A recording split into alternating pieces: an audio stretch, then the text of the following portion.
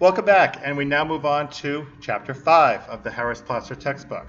Now, if you are taking this course in the school year schedule, this is in the same session as the Chapters 3 and 4 videos that we just went through. If you're taking this course in the summer schedule, this would be in the next session after the Chapter 3 and 4 session. So you have to look at your syllabus and your calendar in order to know which one those are. But be aware that, again, chapters 3 through 5 are combined if you are taking the school year schedule. So again, note that on the syllabus and make sure you have all the reading done accurately, as well as all the forum assignments and your student responses completed accordingly. Okay, let's go now to chapter 5. We just finished chapters 3 and 4 on Hesiod, and now we're going to step back away from the specific Greek literature for a bit and talk about the Greek goddess mythology. Now, that you notice that there is an ancient text given to you here in chapter 5. It is one of a series of hymns referred to as the Homeric hymns, in this case the hymn to Demeter down here. Now, a hymn is a little bit different from the way we think of a hymn today, which is like a church hymn that's sung in a religious context. Back then, a hymn, which, by the way, is capitalized and italicized as a title, so please do this accurately on your midterm and final exam essays. A hymn is a specific devotional piece to a particular god or goddess that was probably composed, at least originally, for some type of public celebration in honor of that particular god or goddess.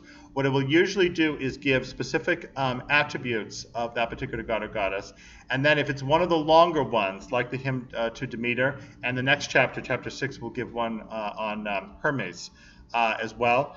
If it's one of the longer ones, it will give a much fuller story, background information about that particular god or goddess. The story just describes some very important information about how that god or goddess came to be known for what he or she is known for, and establishes her place or his place in Greek civilization, especially Athenian civilization in some cases.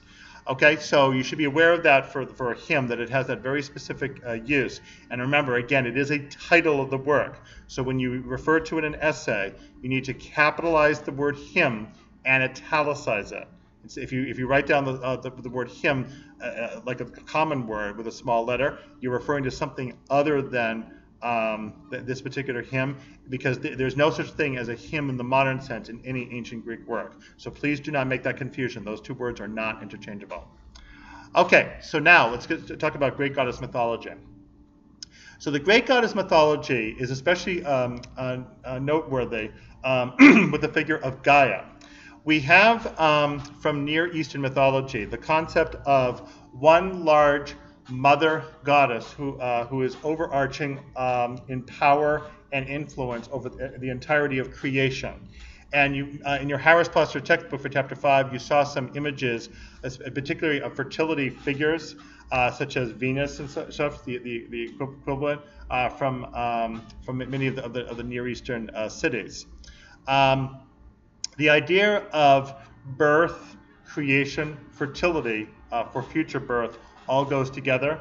And although this starts off as being a single goddess, like Gaia, Mother Earth, in charge of everything, in time those attributes were divided up among individual goddesses, such as Hecate and Demeter.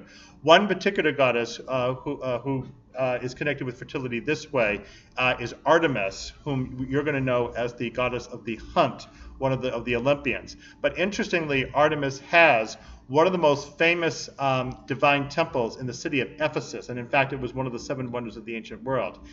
This temple portrays Artemis herself as devoted to fertility, which is a somewhat interesting point because Artemis herself was never married and never actually had any children. So it's a curious point that she's the one who ends up being connected with woman's fertility this way, but that's in fact what happened.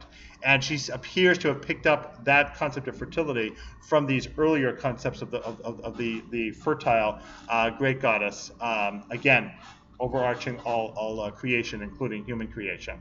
Okay, so it's important to understand that the great goddess concept is one of the major influences that comes into early Greek mythology from the Near East.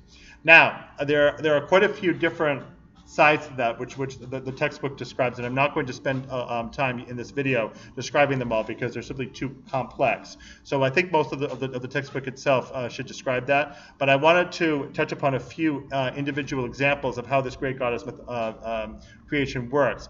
One point, obviously, is that this clearly didn't survive into later Greek mythology with the Olympic pantheon, because not only do we have now a paternal god, Zeus, in power, but when you get the pantheon finally established with the 12 gods as we know them, you'll discover that there are actually 7 gods and 5 goddesses, which means the gods will always outvote the goddesses.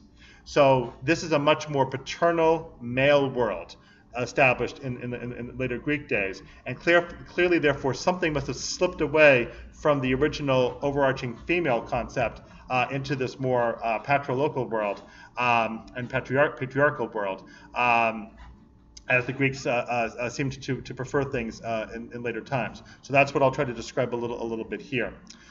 So first of all, let's talk about Gaia herself. So Gaia, as we discussed with Hesiod, is mother goddess. Now she is the earth, essentially, and therefore in charge of creation of everything around her. And as such, that makes her supreme in the original influence of creation. The difficulty, though, is that the world doesn't stay with creation. Things move on. And Gaia eventually is going to lose her supremacy to the Olympic gods, and especially to Zeus. You may remember that Gaia herself actually creates this monster Typhoeus, according to one version of the story. That's not the only version of how this monster Typhoeus is created. But she creates him as a test for Zeus. It's kind of like Leviathan in the Bible against God.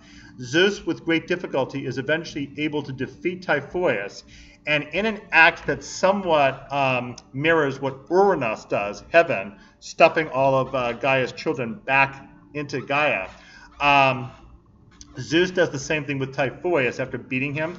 He's a big fiery monster. Zeus sticks him underneath the island of Sicily, specifically under where the mountain is called Etna, and Typhoeus thereafter keeps spewing fire up through the mountain, and that's how Mount Etna is explained as becoming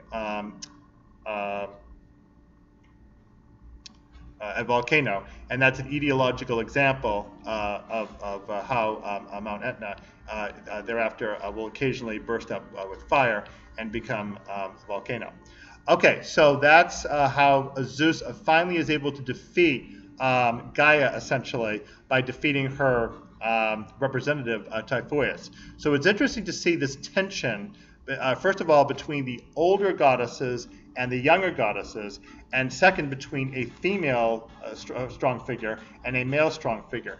We'll actually see something about this later when we get to Apollo, because Apollo himself also essentially defeats female figures around Delphi in order to establish the oracle at Delphi, but then will actually provide some obeisance for the early female figures in the organization of the Delphic oracle, particularly the priestess named the Pythia. But here, although Gaia will continue to exist as Mother Earth, her worship is going to move backstage in comparison to the Olympic goddesses and gods. And so she won't, even though she has a sort of nominal supremacy in that sense, she never is going to have the fully overarching influence that now has slipped over into the patriarchal world of the Olympian gods. So that's Gaia. I might point out also that the Titan Rhea essentially mirrors Gaia among the Titans, with Kronos and Rhea. And notice that Rhea also ends up essentially in a subordinate place, not only because the Titans themselves become subordinate to the Olympians, but also Rhea ends up similarly mistreated by Kronos, just the same way that Gaia is mistreated first by Uranus and then later by Zeus. So the female figures don't come out very well in comparison to the male figures in dominance, essentially. Okay, now Hecate. Hecate is also an Eastern goddess who is given to a particular worship form, essentially, by Hesiod in Theogony. Now, this was not in your text, but what I would like you to do now is pause your video, go to resources, and open the passage from Theogony that's given in a file under resources. So please pause your video and open the Hesiod Theogony file from resources on Sakai. Okay, do you have that? All right, now that passage from Theogony is a special homage given to Hecate because she, in fact, was originally, also like Gaia, a very powerful goddess in charge of earth and sea and sky.